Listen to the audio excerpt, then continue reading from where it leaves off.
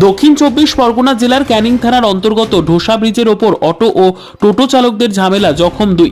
স্থানীয় সূত্রে জানা যায়, অটো চালক মহিষমারি থেকে হাটপুকুরিয়া ফেরার পথে ক্যানিং ঢোসা ব্রিজের ওপর পান খেতে অটোটি থামায় আব্বাস মোল্লা।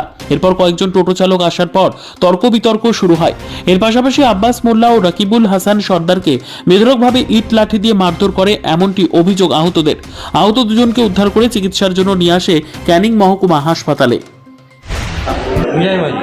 মানে কি কারণে মারলো আপনাদেরকে? আমার ওখানে অর্ডারটা ছিল, পানি খেতে গিয়েছি, এসছি, আর ওদের ছেলেগুলো ছিল, বলছে অর্ডার সোনা।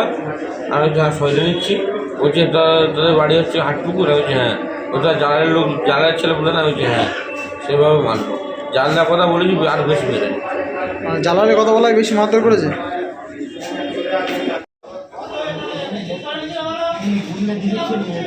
ওরা তো অন্য ধরনের, ওরা তো সব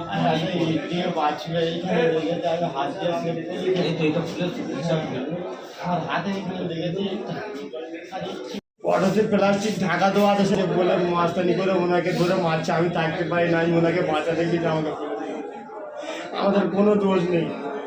ওইখানে পান দোকানটা রয়েছে, উনি ওনার কাছে পান খাচ্ছিলাম, উনি সব দেখে সব জানে, আমাদের কোনো দোষ নেই।